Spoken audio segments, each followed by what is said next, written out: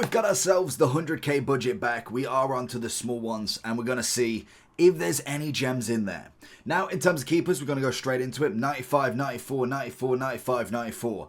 All of them are team of the seasons. The icons, they're looking at the base, pretty much, because you don't really see many of them below 200, 300k, really. Obviously, once we go into the mid-budget, you pretty much can get any keeper on the market. If I was looking across the board here, I personally like Donnarumma or Alisson. I don't think all of them are a bad option, to be fair. You can go with whatever. If it is a chemistry reason you need them, I could pick any of them. The kind of lowest I would say would be Sommer from previous experience, and I feel like you could be divided on the vote for Kobel and Sommer. I think it would go... From bias, I'd go Donnarumma, Alisson, Szczesny, Kobel, Sommer. Let me know yours down below. Now, in terms of fullbacks, we have a good amount. There's a very, very wide range that you can go. Granted, you can only pick two because they are left back, right backs. As you can see, we have an abundance of left backs. Right backs, far and few that are worth having. There is quite a few still out there. Pedro Porro. If you've obviously gone for a James SBC, you can't complete him, so I've left him out, but he's a cracking option for probably just over 100. If I was looking across the board, I think Carvajal is an absolute stretch. I think that's just purely name basis, especially if you're rocking a Nacho Fernandez. If you're going to be getting the new Cruz when that comes out, then maybe you want a bit of links there. He's not the worst option, but he would be kind of my last choice as a right back. I do like Di Lorenzo. Now, I did have a big problem, the fact that you could do the Serie A team of the season and make him a 93 already whilst that's out. Like, it was Friday, Di Lorenzo 91. I think Saturday you can make him a 93. I get that he's already a cheap card anyway, so it wasn't as if you're changing like a 5 mil card that you bought on a Friday for 50k or 100k evolution, even though it was free. So that... It's just one of them, unfortunately. But he is very good regardless. Loved his Trailblazer. Loved his Road to the Knockout, I want to say it was. I can't remember which card it was. You had the 80, I want to say the 86, and then the 80... Yeah, 86 and 87. Yeah, and that's it. Yeah, okay, yeah. It was team of the group stage. Of course, it was Trailblazer first, which was good. It was cheap. Then you had the team of the group stage that was a bit more expensive. And you're like, okay, we'll go with that, whatever. But now we've got the 91 or the Evolution. It's a decent card. Ben White, I'm half and half. He's kind of like Carvajal. Because he's in the Prem team of the season, you just automatically assume he's going to be at least of a decent level. I think he's okay, but I wouldn't say he's a world beater in my eyes. There's a lot of people that like him as a centre-back. I personally would prefer to go with Thiago or Di Lorenzo, maybe even Carvajal, but I do know a lot of people do rate him very highly. Same with Thiago. I think pace-wise, he's coming in cheap, 43,000. What's there not to like about that? 85, 82 defender physical. It's not the greatest, but most definitely you're going to get a good amount of pace out of him. He's got the relentless, jockey's always nice, and a cheeky long ball pass for them darting left wing runs is always going to be a great option. Now, when it comes to left backs, two personal favourites just before we go into it, Wendell and Alba. Now, for two very different reasons, I think. With Alba, obviously you've got yourself the tiki-taka, the whipped pass, and then the technical. Both of them do have the same pace, but I do think the passing, dribbling, and defending all combination is beautiful for him. They actually, surprisingly, they are very similar. The only thing that I'm not 100% sure about was the fact he is obviously got the team of the season moments. I don't know where I was going with that. I looked at Wendell and I was like, what has he got that Alba hasn't? It's the moments factor. Now, there's enough icons, there's enough players in there that you probably could get on that chemistry quite easily, but it's just an extra factor to take into consideration. Whereas Wendell, you probably have a lot more Brazilians in your team than Spanish potentially, but also he has the moments, so the plus, so you don't even need to worry about it either.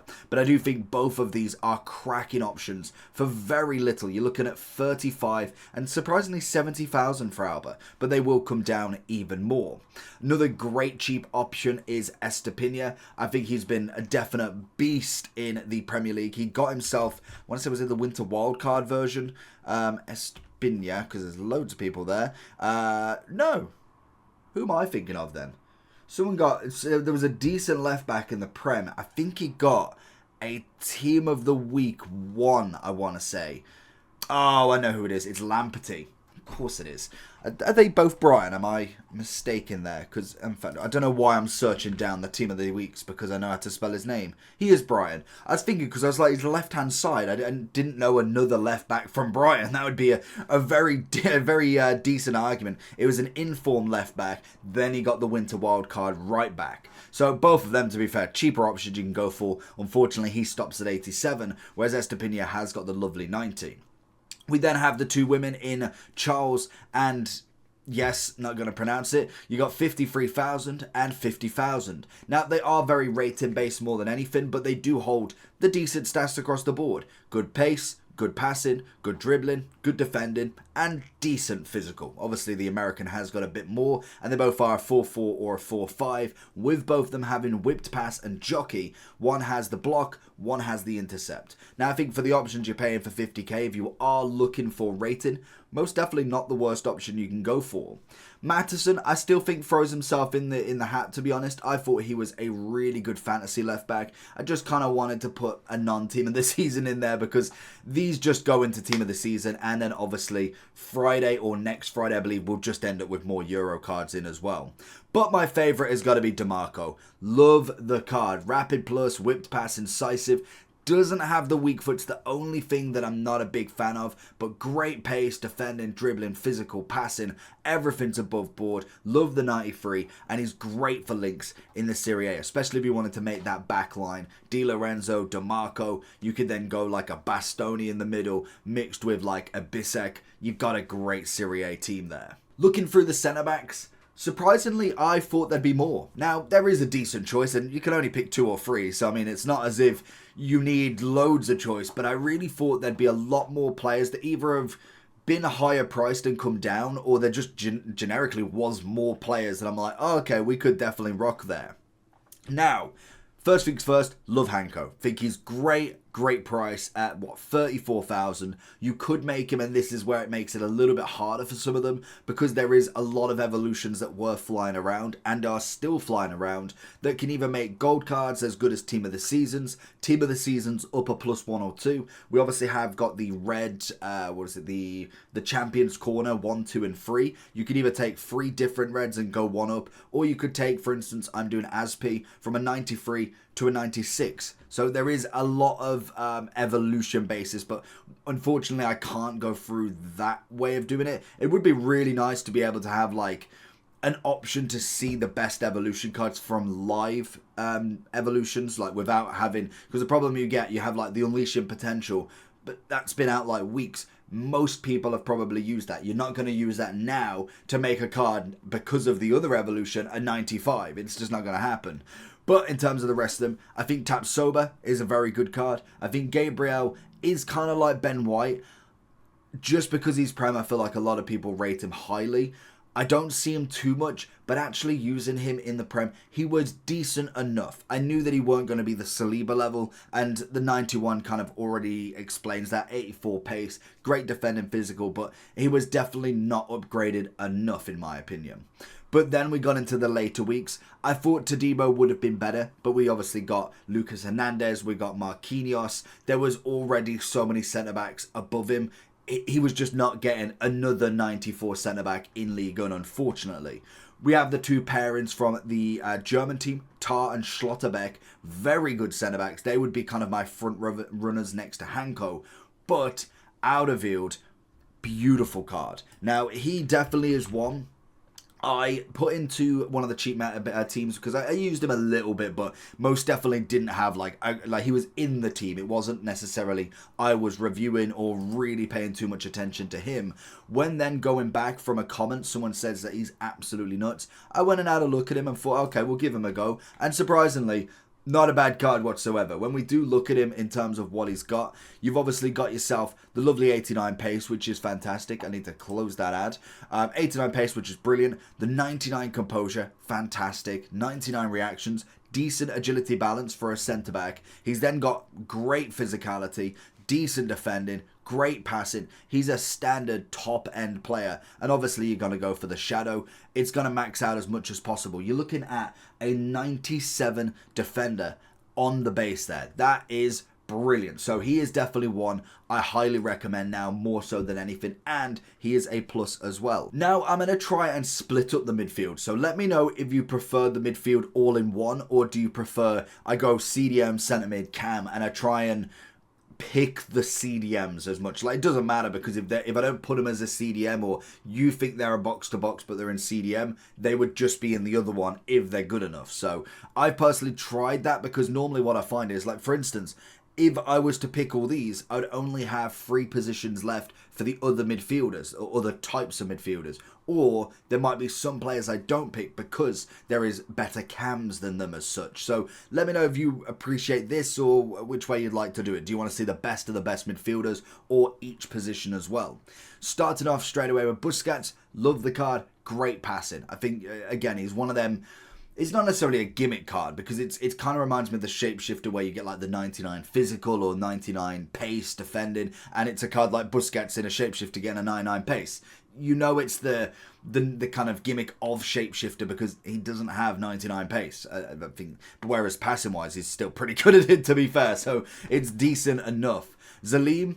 Obviously, Timber, Rabiot, Zachariah, Benesa, all very, very cheap, like 33, 75 for Timber. He actually looks quite a decent, a bit of both. You could potentially go with the Hunter on him, but I would probably stick more defensive, maybe an anchor. People are saying basic, which I just think there's not enough votes. Rabiot most definitely could be both, but I like the anticipate, the press proven, and the aerial. I would personally just stick him with an anchor, or even a shadow, to be fair, and just stick him in the middle and just have his way there. Same with Zachariah. Zachariah's always built for kind of that box to box, but heavy on the DM. Slide tackle plus anticipate. Don't know why he's got the long ball throw. I can understand that being like a throwaway playstyle plus on a left back or right back, because at least they go, or even a winger. I'd be even more fuming on a winger, but he's not going to take throw-ins. He can't play there. Like, the chance of Zachariah picking up that throw-in is next to none. Like, it is always the closest player. It's not going to be him, unless they've got a mechanic, I don't know, that he picks it up, and literally it just sounds like an idiot, but I just don't think he's going to have that worth of a long ball throw. And to be honest, how many long ball throws are you actually throwing? Because I don't think I've done one ever. Then we obviously have a little bit more on the expense. I'd say a little bit more, but not necessarily crazy. Capu at 90. Intercept, press proven, anticipate. Personally, for me, he's a decent card if you're looking around this budget, because you can get him done for literally next to nothing. And he's 93 rated. He's got some good stats across the board. Again, could be argued of a centre mid or a DM. I think if you put an anchor or shadow on him, you've got yourself a pretty decent DM there. And Stanway is always there. I do think her 95, I think it is a very, very good card. But even the 37k, if you're looking for a high rated, even in the fantasy, it's definitely not a throwaway card. Then we have some centre mids. Personally, for me, some decent ends. You're looking at very cheap on this. Obviously, the 100k is meant to be really cheap, so it is kind of going for bog standard. If you're looking for a higher budget, have all of them on the channel if you want to go check them out. When it comes to the centre mids, I think these actually are some very good ones. I love Savic. I think his cards personally always are a very nice build. Whenever it comes to the spread of stats, is normally up there. He's also 6'4", so he's an absolute giant. If you don't remember his brother being the striker, then good, because that was traumatic. Him and Czech, oh no, it wasn't a striker, it was a centre mid. It was the fact that his goalkeeper brother, it is a goalkeeper, isn't he? I want to say he's a goalkeeper before I get this right. Milinkovic, so yeah, he is. A goalkeeper brother had a better centre mid card than Savic has ever had. That is crazy. Like, obviously they don't talk about it. Like, imagine his brother going around to the table like, I've got better sentiment than you. I mean, it's what do you say? It's like, yeah, but I get paid more. In terms of everybody else, you've obviously got Ruben Neves. You've got, is it Les or Lees? I don't know how you pronounce it, but we move. And then Patry, we have Bellingham as well. Job is a brilliant card. I hate the fact that this card came out, because I had the 91 Evo I did 2 days before this card came out. I should have saw it. La Liga was coming out. Of course Job was coming into this. But we got a better version of him. We gone past it. But hopefully he does get another evolution later on down the line with this card, because then we can really start to see what a Jude and Joe partnership in that mid would be really like. Mainu, very good box to box for obviously an objective from the season pass. So we are nearly past that. I think that finishes Thursday. So if you've not got Mainu now, then to be honest, you're not playing the game. So I don't know why you're watching this, because he literally is like level 10 or something like that. You'd have got to there by now, just playing the game like once a day every week. Literally, you would get him by now.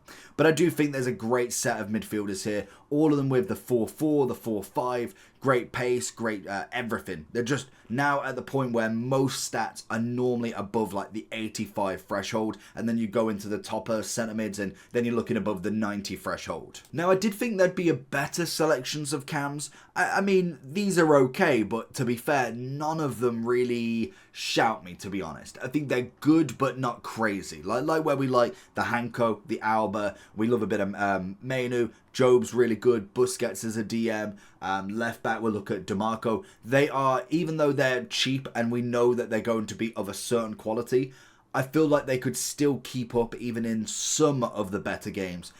I don't quite know. I think the only one that I'd be like, maybe he would be Nkunku, but even then, I'm kind of saying it not with full chest.